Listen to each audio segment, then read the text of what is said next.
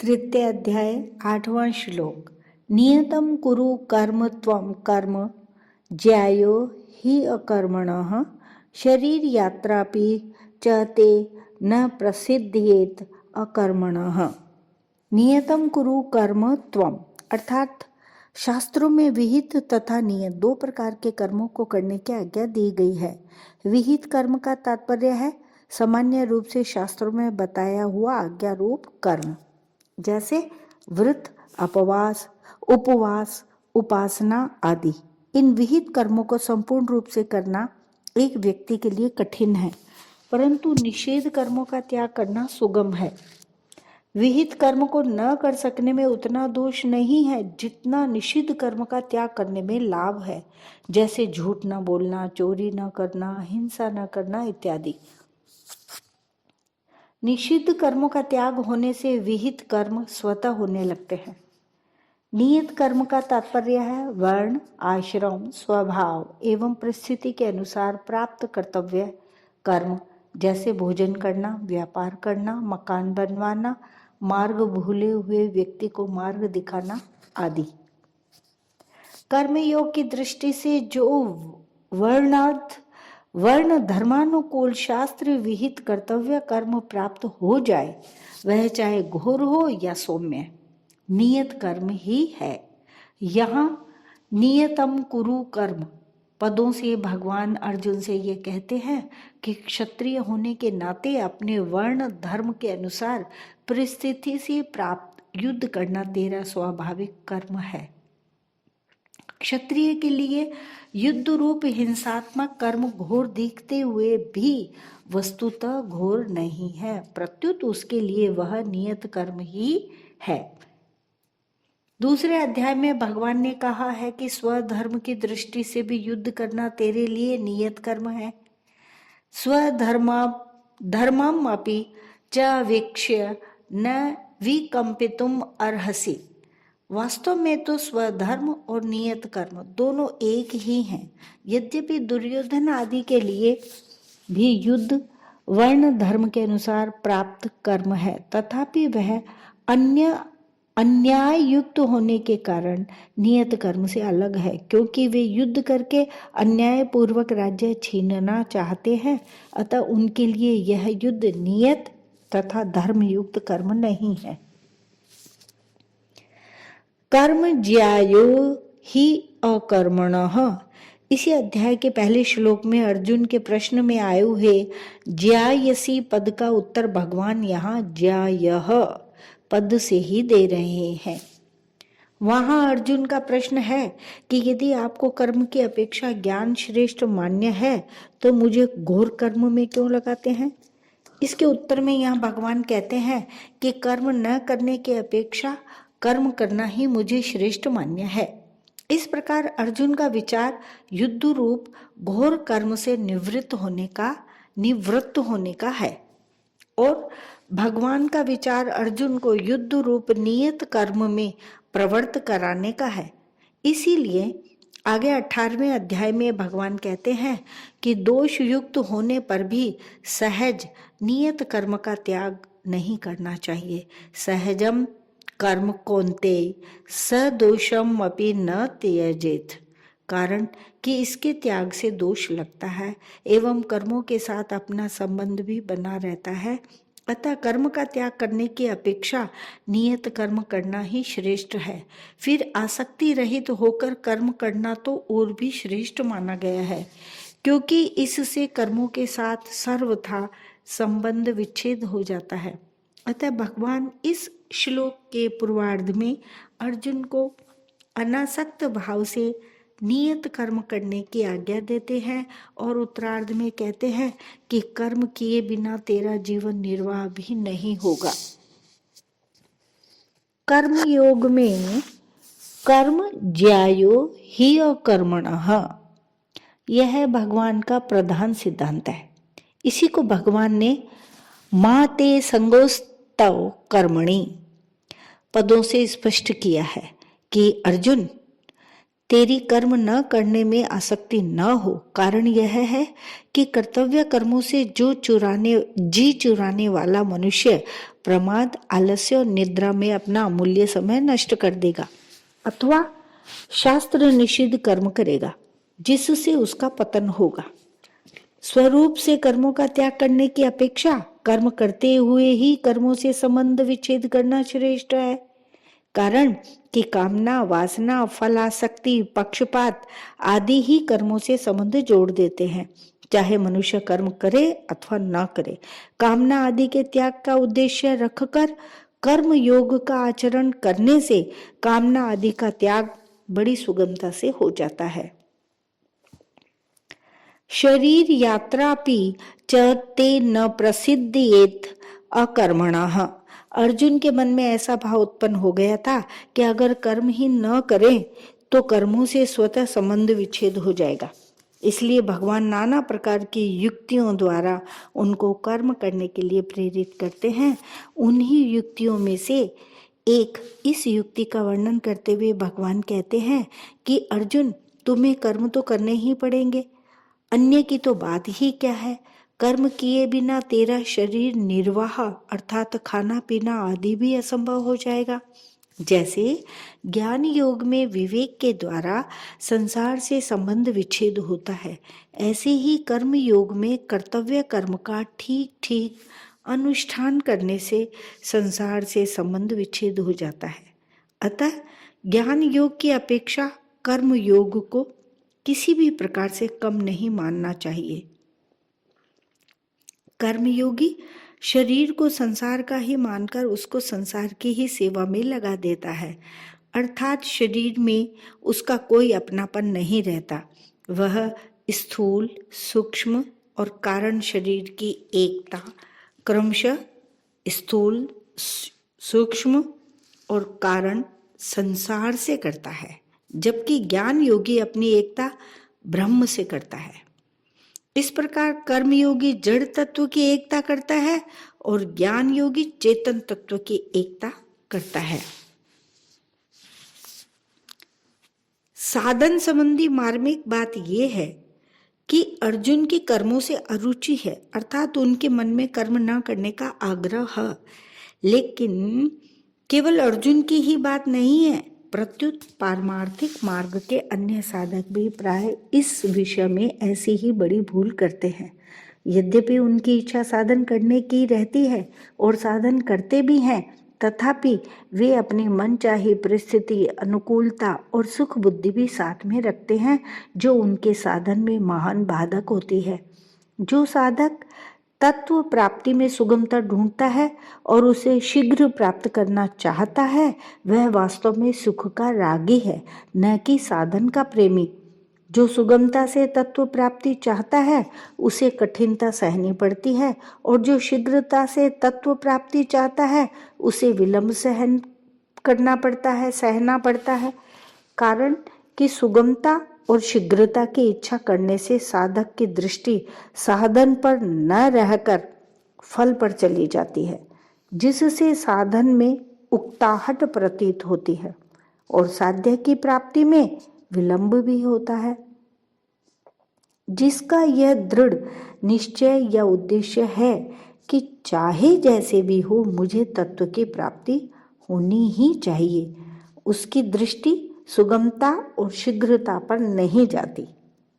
तत्परता के साथ कार्य में लगा हुआ मनस्वी व्यक्ति जब अपने उद्देश्य की पूर्ति के लिए कमर कसकर लग जाता है, तब वह सुख और दुख की ओर नहीं देखता। मनस्वी कार्यार्थम न गणयति दुखम न च सुखम। साधक की तो बात ही क्या है। एक साधारण लोभी मनुष्य भी दुख की ओर नहीं देखता। प्राय देखा जाता है कि पसीना आ रहा है, भूख प्यास लगी है अथवा शौच जाने की आवश्यकता जान पड़ती है, फिर भी यदि माल की विशेष बिक्री हो रही है तथा पैसे आ रहे हैं, तो वह लोभी व्यापारी सब कष्ट सह लेता है। ठीक लोभी व्यक्ति की तरह साधक की साध्य में निष्ठा होनी चाहिए। उससे साध्य की प्राप्ति के बिना चैन से न रहा जाए, जीवन भार स्वरूप प्रतीत होने लगे, खाना पीना आराम आदि कुछ भी अच्छा न लगे, उसके हृदय में साधन का आदर और तत्परता रहे। साध्य को प्राप्त करने की उत्कंठा होने पर देरी तो ऐसा होती है, पर वह जल्दी प्राप्त हो जाए यह इच्छा नहीं होती। उत्कंठा दूसरी बात है एवं शीघ्र मिलने की इच्छा दूसरी बात। आसक्ति पूर्वक साधन करने वाला साधक साधन में सुख भोग करता है और उसमें विलंब या बाधा लगने से उसे क्रोध आ जाता है एवं वह साधन में दोष दृष्टि करता है। परंतु आदर और प्रेम पूर्वक साधन करने वाला साधक साधन में विलंब या बाधा लगने पर आर्त भाव से रोने लगता है और उसकी उत्कंठा और तेजी से बढ़ती है। यही शीघ्रता और उत्कंठा में अंतर है। शीघ्रता में साधक का सुख सुविधा का भाव रहता है कि तत्व प्राप्ति शीघ्र हो जाए तो पीछे आराम करेंगे। इस प्रकार फल की ओर दृष्टि रहने से साधन का आदर कम हो जाता है। परंतु उत्कंठा में साधक अपने साधन में ही आराम मानता है कि साधन के सिवाय और करना ही क्या है, इससे बढ़िया और काम ही क्या है जिसे करें। अतः यही काम अर्थात साधन करना है, चाहे सुगमता से हो या कठिनता से, शीघ्रता से हो या देरी से।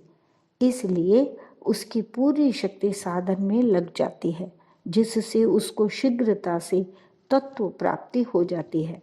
परंतु शीघ्रता से सिद्धि चाहने वाला साधक साध्य की प्राप्ति में देरी होने पर निराश भी हो सकता है। अतः साधक को साध्य से भी अधिक आदर साधन को देना चाहिए।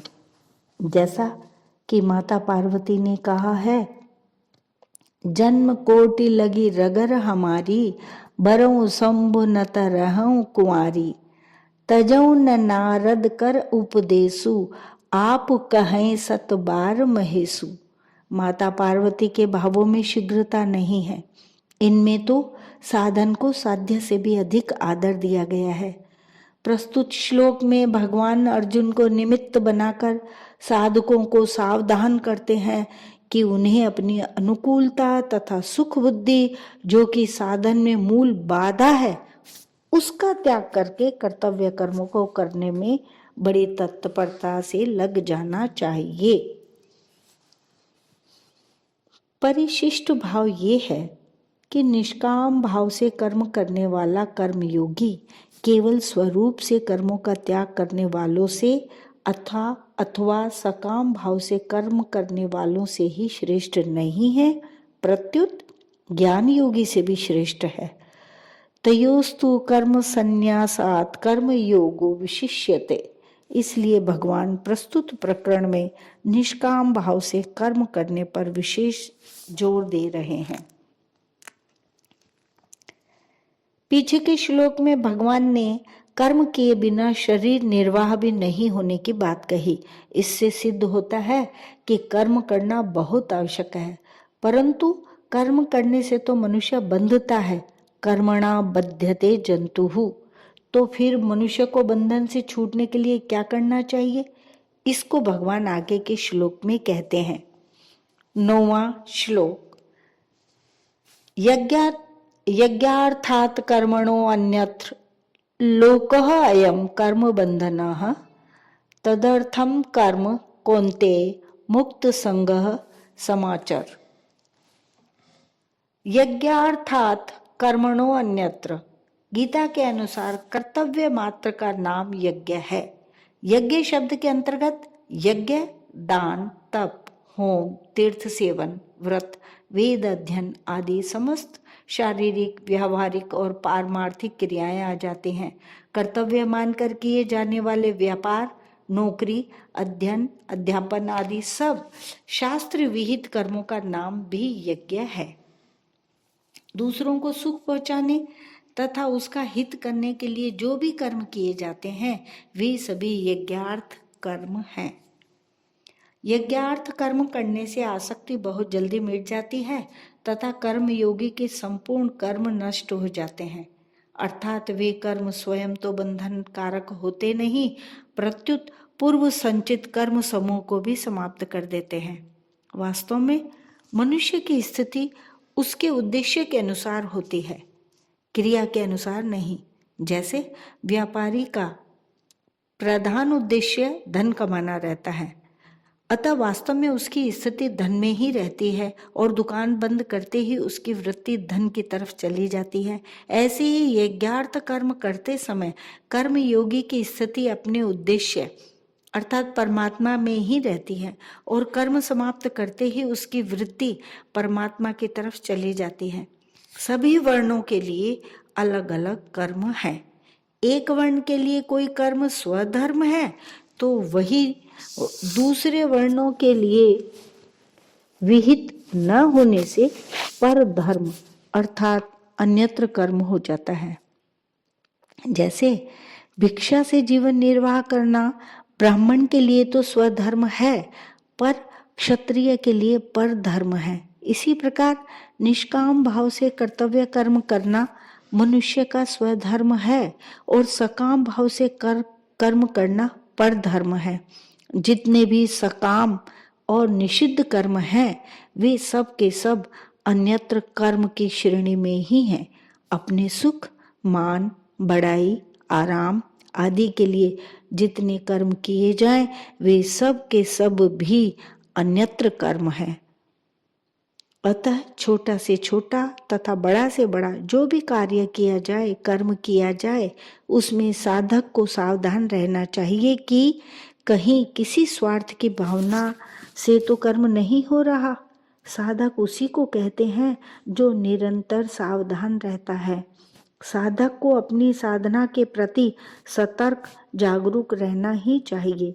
अन्यत्र कर्म के विषय में दो गुप्त भाव हैं।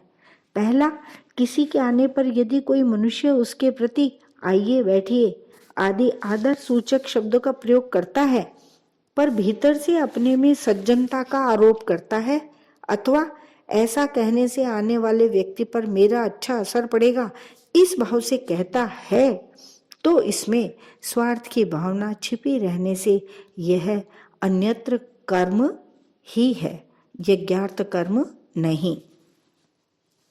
दूसरा है, सत्संग सभा आदि में कोई व्यक्ति मन में इस भाव को रखते हुए प्रश्न करता है कि वक्ता और श्रोतागण मुझे अच्छा जानकर समझेंगे तथा उन पर मेरा अच्छा असर पड़ेगा, तो यह अन्यत्र कर्म ही है, यज्ञार्थ कर्म नहीं। तात्पर्य यह है कि साधक कर्म तो करे पर उसमें स्वार्थ, कामना आदि का भाव नहीं रखना चाहिए। कर्म का निषेध नहीं है, प्रत्युत सकाम भाव का निषेध है। साधक को भोग और ऐश्वर्य बुद्धि से कोई भी कर्म नहीं करना चाहिए, क्योंकि ऐसी बुद्धि में भोगासक्ति और कामना रहती है, जिससे कर्म योग का आचरण नहीं हो पाता। निर्वाह बुद्धि से कर्म करने पर भी जीने की कामना बनी रहती है। अतः निर्वाह बुद्धि भी त्याज्य है। साधक को केवल साधन बुद्धि से ही प्रत्येक कर्म करना चाहिए। सबसे उत्तम साधक तो वह है जो अपनी मुक्ति के लिए भी कोई कर्म न करके केवल दूसरों के हित के लिए ही कर्म करता है। कारण कि अपना हित दूसरों के लिए कर्म करने से होता है, अपने लिए कर्म करने से नहीं। दूसरों के हित में ही अपना हित है। दूसरों के हित से अपना हित अलग मानना ही गलती है। इसलिए लौकिक तथा शास्त्रीय जो कर्म किए जाएं वे सब के सब केवल लोक हितार्थ होने चाहिए। अपने सुख के लिए किया गया कर्म तो बंधन कारक है ही, अपने व्यक्तिगत हित के लिए किया गया कर्म भी बंधन कारक है। केवल अपने हित की तरफ दृष्टि रखने से व्यक्तित्व बना रहता है। इसलिए और तो क्या, जप, चिंतन, ध्यान, समाधि भी केवल लोक हित के लिए ही करें। तात्पर्य यह है कि स्थूल, सूक्ष्म और कारण तीनों शरीरों से होने वाली मात्र क्रिया संसार के लिए ही हो, अपने लिए नहीं। कर्म संसार के लिए है और संसार से संबंध विच्छेद होने पर परमात्मा के साथ योग अपने लिए है। इसी का नाम है कर्म योग।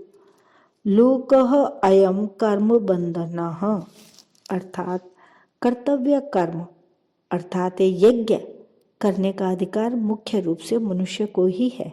इसका वर्णन भगवान ने आगे सृष्टि चक्र के प्रसंग में भी किया है, जिसका उद्देश्य प्राणी मात्र का हित करना, उनको सुख पहुंचाना होता है। उसी के द्वारा कर्तव्य कर्म हुआ करते हैं। जब मनुष्य दूसरों के हित के लिए कर्म न करके केवल अपने सुख के लिए कर्म करता है, तब वह बंध जाता है। आसक्ति और स्वार्थ भाव से कर्म करना ही बंधन का कारण है। आसक्ति और स्वार्थ के न रहने पर स्वतः सबके हित के लिए कर्म होते हैं। बंधन भाव से होता है, क्रिया से नहीं। मनुष्य कर्मों से नहीं बंधता, प्रत्युत कर्मों में वह जो आसक्ति और स्वार्थ भाव रखता है, उनसे ही वह बंधता है।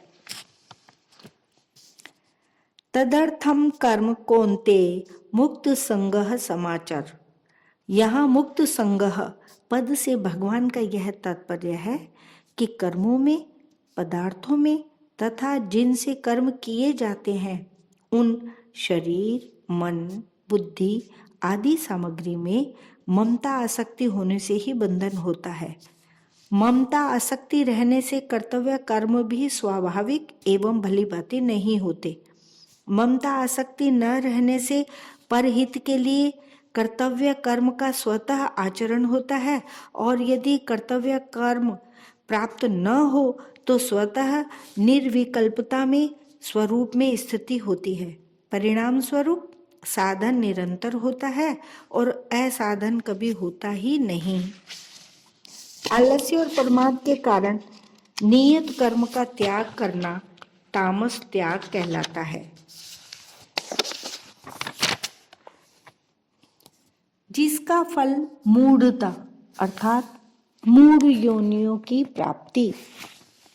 अज्ञानम तमसः फलम, कर्मों को दुख रूप समझकर उनका त्याग करना राजस त्याग कहलाता है, जिसका फल दुखों की प्राप्ति है। रजसस्तु फलम दुखम, इसलिए यहाँ भगवान अर्जुन को कर्मों का त्याग करने के लिए नहीं कहते, प्रत्युत स्वार्थ, ममता, फलासक्ति, कामना, वासना, पक्षपात आदि से रहित होकर शास्त्र विधि के अनुसार सुचारू रूप से उत्साहपूर्वक कर्तव्य कर्मों को करने की आज्ञा देते हैं, जो सात्विक त्याग कहलाता है। स्वयं भगवान भी आगे चलकर कहते हैं कि मेरे लिए कुछ भी करना शेष नहीं है, फिर भी मैं सावधानी पूर्वक कर्म करता हूँ। कर्तव्य कर्मों का अच्छी तरह आचरण करने में दो कारणों से शिथिलता आती है। पहली, मनुष्य का स्वभाव है कि वह पहले फल की कामना करके ही कर्म में प्रवृत्त होता है। जब वह देखता है कि कर्म योग के अनुसार फल की कामना नहीं रखनी है, तब वह विचार करता है कि कर्म ही क्यों करूं।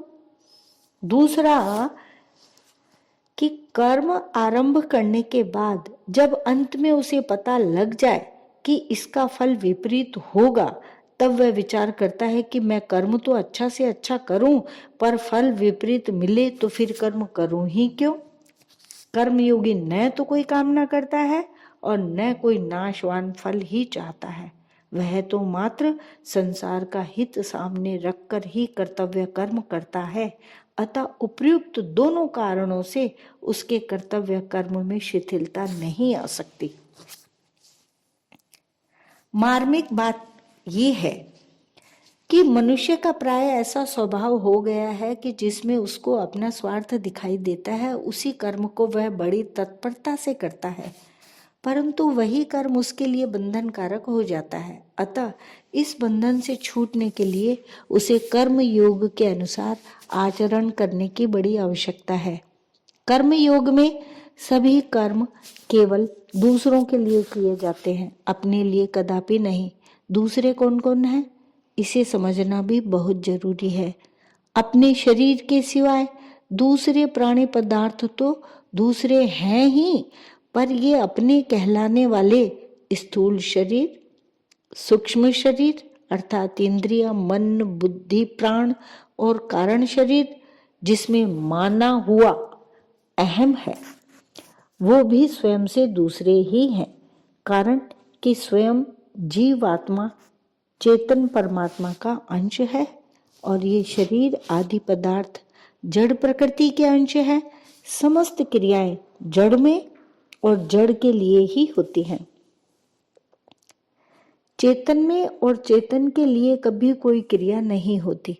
अतः करना अपने लिए है ही नहीं, कभी हुआ नहीं और हो सकता भी नहीं। हाँ, संसार से मिले हुए इन शरीर आदि जड़ पदार्थों को चेतन जितने अंश में मैं, मेरा और मेरे लिए मान लेता है, उतने अंश में उसका स्वभाव अपने लिए करने का हो जाता है। अतः दूसरों के लिए कर्म करने से ममता आसक्ति सुगमता से मिट जाती है। शरीर की अवस्थाएं बचपन, जवानी आदि बदलने पर भी मैं वही हूँ, इस रूप में अपनी एक निरंतर रहने वाली सत्ता का प्राणी मात्र को अनुभव होता है।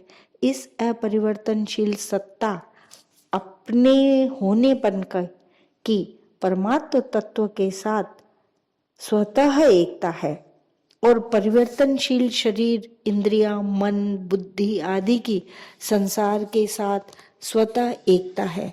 हमारे द्वारा जो भी क्रिया की जाती है वह शरीर, इंद्रियों आदि के द्वारा ही की जाती है, क्योंकि क्रिया मात्र का संबंध प्रकृति और प्रकृति जन्य पदार्थों के साथ है।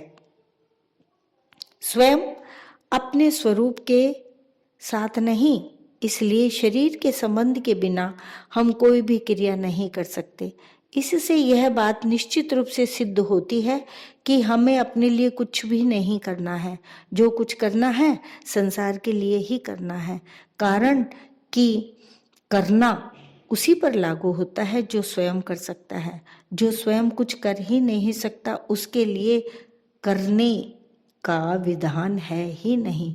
जो कुछ किया जाता है संसार की सहायता से ही किया जाता है। अतः करना संसार के लिए ही है। अपने लिए करने से ही मनुष्य कर्मों से बंधता है। यज्ञार्थात् कर्मणो अन्यत्र लोकयम कर्म बंधनः। विनाशी और परिवर्तनशील शरीर, इंद्रियां, मन, बुद्धि आदि के साथ अपने अविनाशी और अपरिवर्तनशील स्वरूप का कोई संबंध नहीं है। इसलिए अपना और अपने लिए कुछ भी नहीं है। शरीर आदि की सहायता के बिना हम कुछ नहीं कर सकते, इसलिए अपने लिए कुछ भी नहीं करना है। अपने सत स्वरूप में कभी कोई कमी नहीं आती और कमी आए बिना कोई इच्छा नहीं होती, इसलिए अपने लिए कुछ भी नहीं चाहिए। इस प्रकार जब क्रिया और पदार्थ से सर्वथा संबंध विच्छेद हो जाता है, जो वास्तव में है, तब यदि ज्ञान के संस्कार हैं तो स्वरूप का साक्षात्कार हो जाता है, और यदि भक्ति के संस्कार हैं तो भगवान में प्रेम हो जाता है। परिशिष्ट भाव ये है कि मनुष्य कर्म करने से नहीं बंधता, प्रत्युत अन्यत्र कर्म करने से अर्थात अपने लिए कर्म करने से बंधता है। यज्ञार्थात् कर्मणो अन्यत्र लोक अयम कर्म बंधना पदों का तात्पर्य है अपने लिए कुछ नहीं करना है। मनुष्य कर्म स्वभाव से तभी मुक्त हो सकता है जब वह संसार से मिले हुए शरीर, वस्तु, योग्यता और सामर्थ्य संसार की ही सेवा में लगा दे और बदले में कुछ ना चाहे, कारण कि संसार हमें वह वस्तु दे ही नहीं सकता जो हम वास्तव में चाहते हैं। हम सुख चाहते हैं, अमरता चाहते हैं, निश्चिंतता चाहते हैं, निर्भयता चाहते हैं, स्वाधीनता चाहते हैं, परंतु यह सब हमें संसार से नहीं मिलेगा, प्रत्युत संसार के संबंध विच्छेद से मिलेगा। संसार से संबंध विच्छेद के लिए यह आवश्यक है कि हमें संसार से जो मिला है उसको केवल संसार की ही सेवा में समर्पित कर दें। भगवान ने कहा कि यज्ञ अर्थात कर्तव्य कर्म के अतिरिक्त कर्म बंधन कारक होते हैं, अतः इस बंधन से मुक्त होने के लिए कर्मों का स्वरूप से त्याग न करके कर्तव्य बुद्धि से कर्म करना आवश्यक है। अब कर्मों की आवश्यक कर्तव्यता को पुष्ट करने के लिए ही और भी हेतु बताते हैं।